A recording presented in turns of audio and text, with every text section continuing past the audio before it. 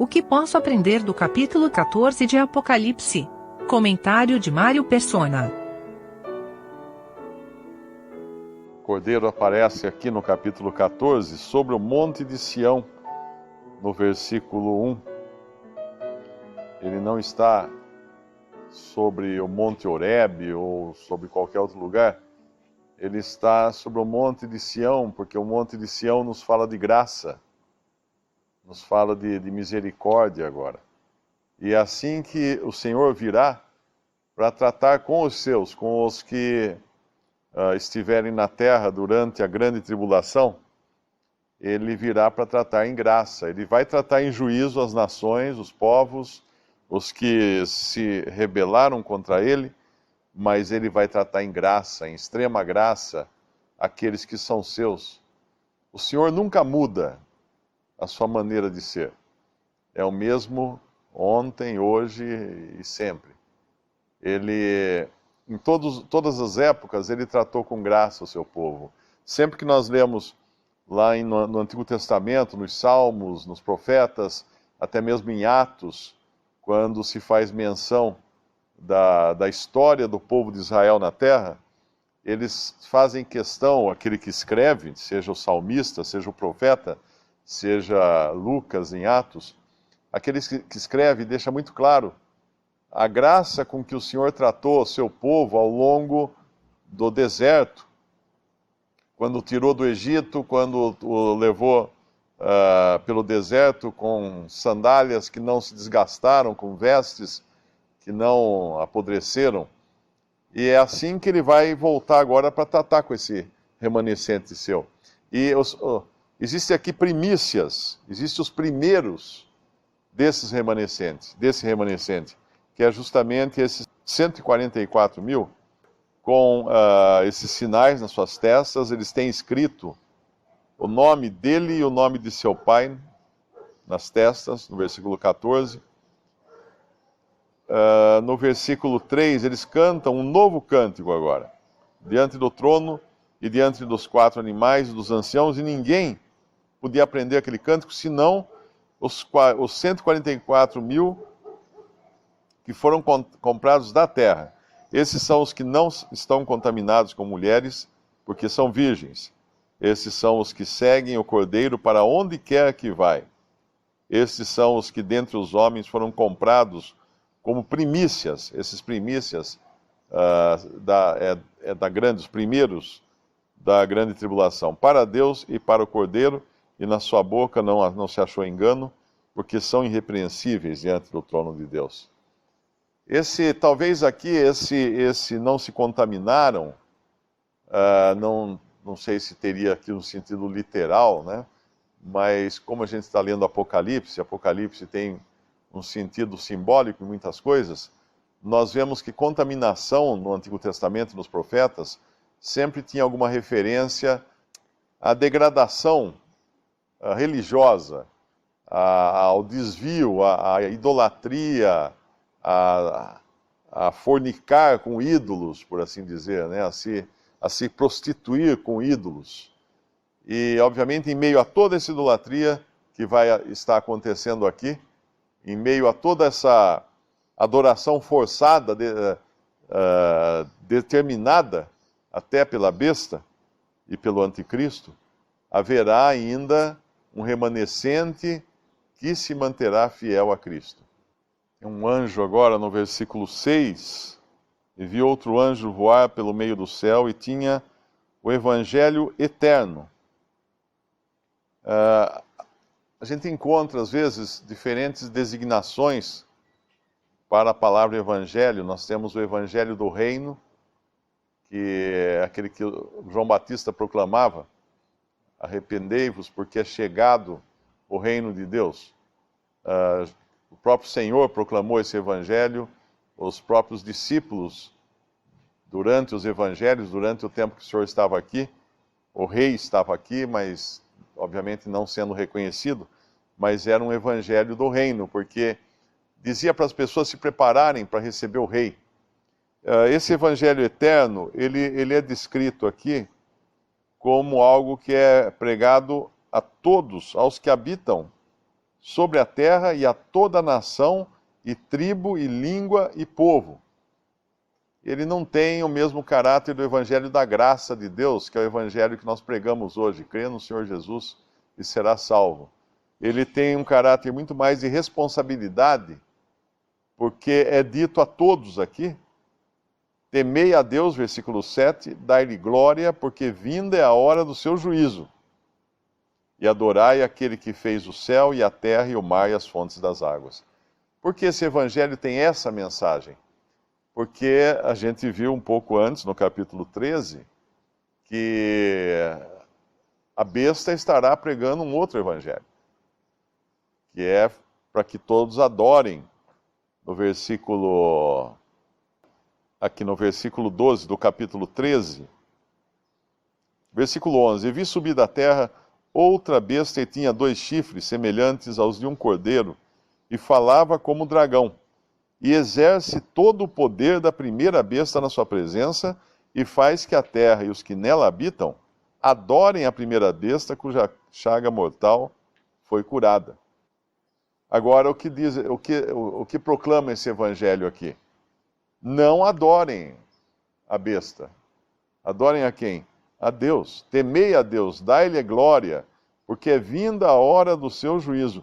E adorai aquele que fez o céu e a terra e o mar e as fontes das águas. Então, uma carga grande de responsabilidade é jogada aqui sobre a terra e toda a nação, e tribo, e língua, e povo.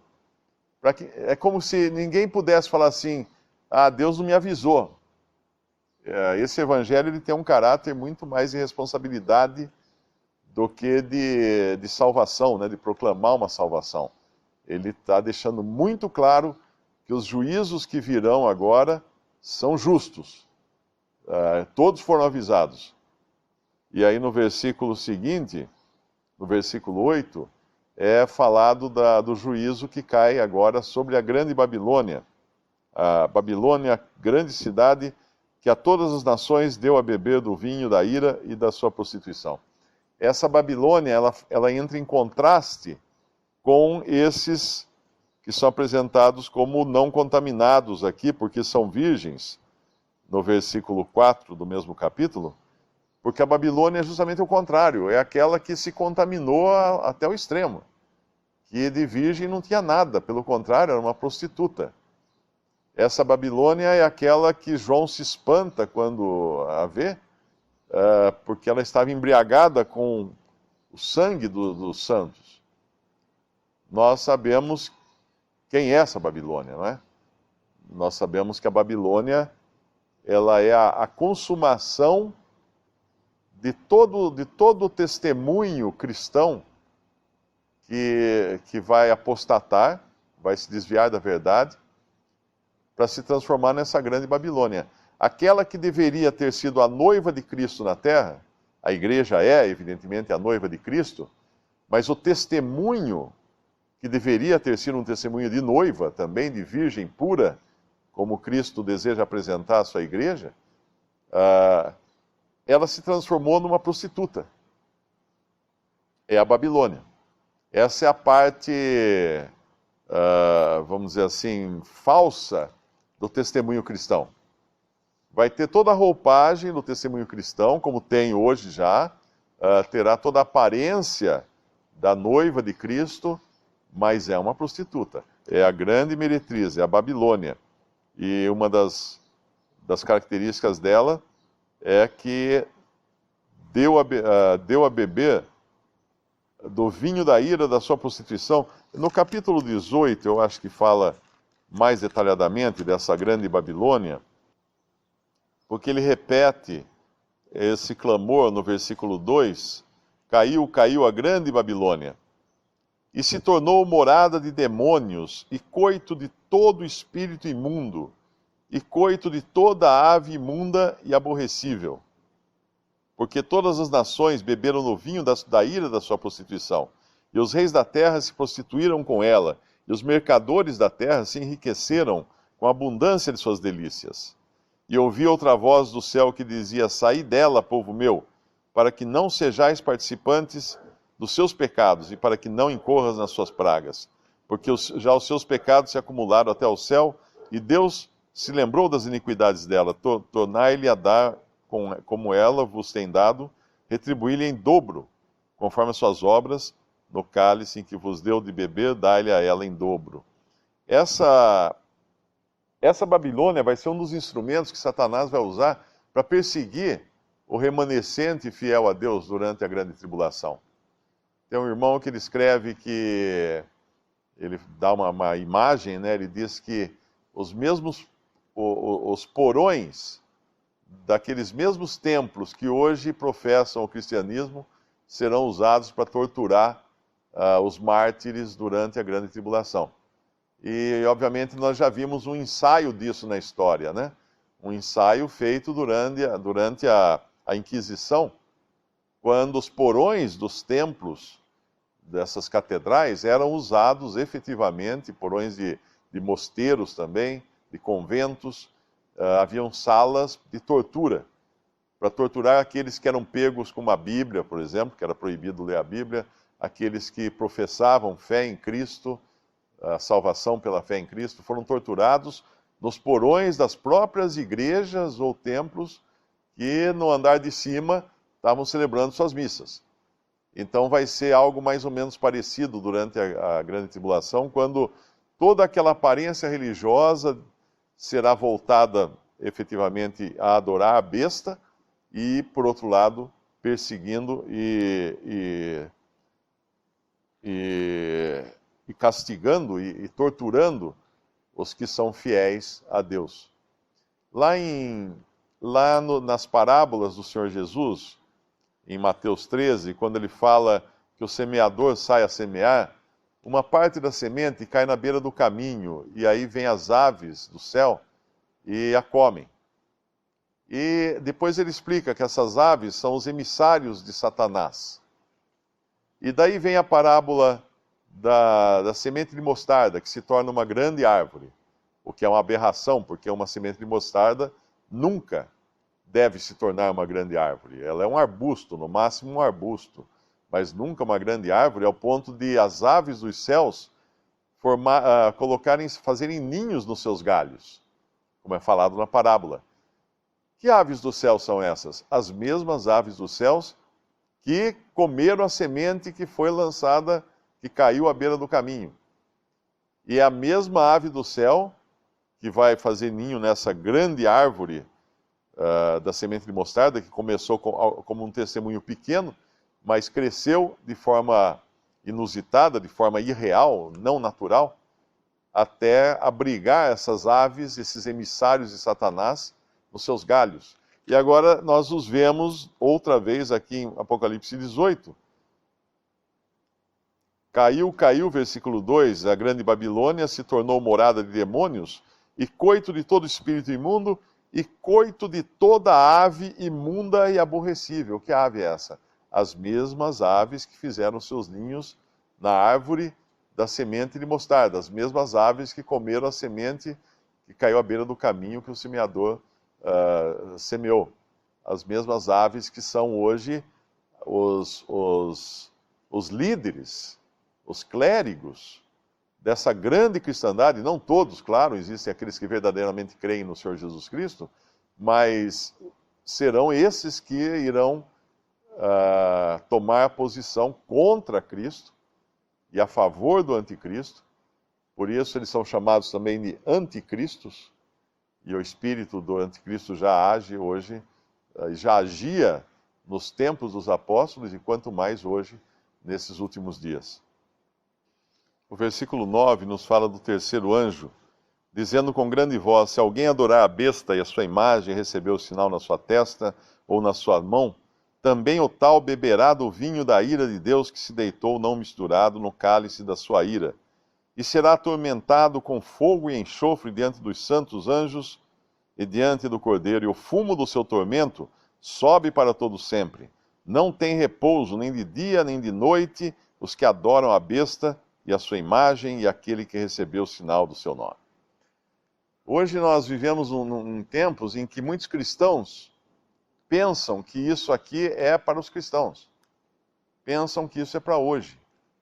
Eu todo dia recebo alguma mensagem de alguém apavorado porque vai ter o chip que era da Dilma e agora é o chip do Temer, amanhã deve ser o chip de outro presidente, que já foi também o chip do Obama, e sempre com alguma novidade e agora? Como é que vai fazer?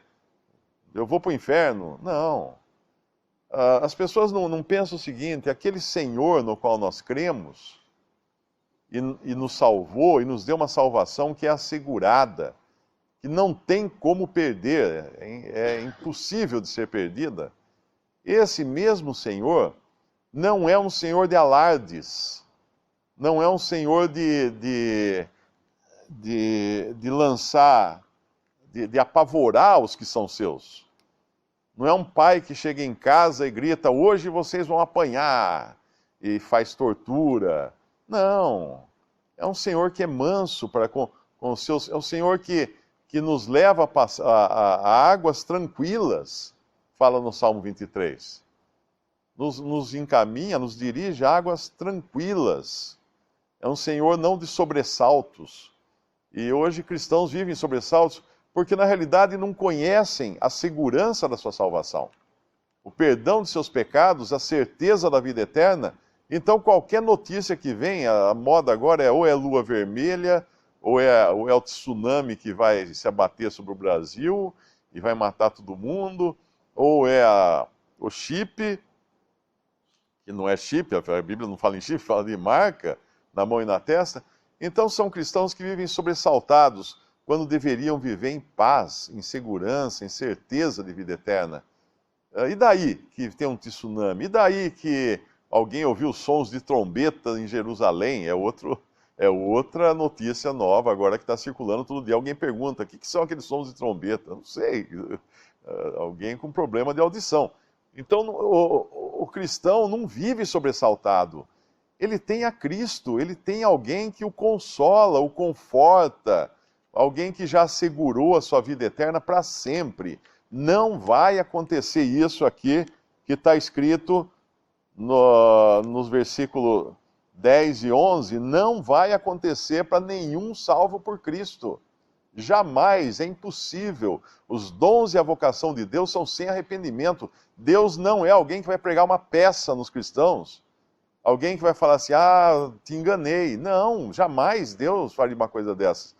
Então isso aqui é para aqueles que rejeitaram todos os avisos, é para aqueles que não creram efetivamente na graça de Deus e porventura estiverem aqui na terra depois do arrebatamento, e é para aqueles também que vão aceitar o anticristo. É para aqueles que vão aceitar essa marca da besta, porque eles vão seguir o anticristo. Eles vão crer na mentira, porque eles não deram crédito à verdade para se salvarem. E outra coisa importante aqui, embora algumas religiões, como são os adventistas do sétimo dia, eu creio, e os testemunhos de Jeová, embora algumas dessas religiões preguem o aniquilamento da alma, ou seja, a pessoa condenada ao lago de fogo, ela vai ser aniquilada, ela seria aniquilada para sempre e deixaria de existir. Aqui deixa muito claro que a condenação eterna não é um aniquilamento. Será atormentado, no versículo 10, com fogo e enxofre diante dos santos e diante do Cordeiro. E o fumo do seu tormento, versículo 11, sobe para todo o sempre. Todo sempre é sem fim.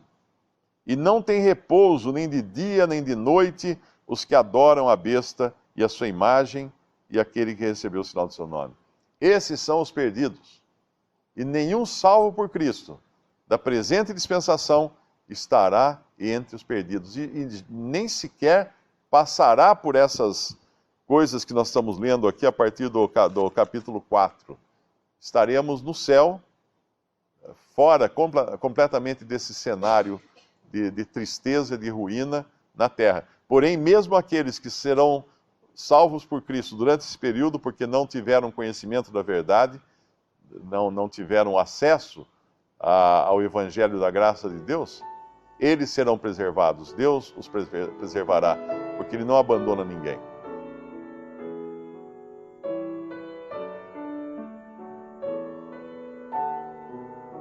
Visite respondi.com.br. Visite também 3minutos.net.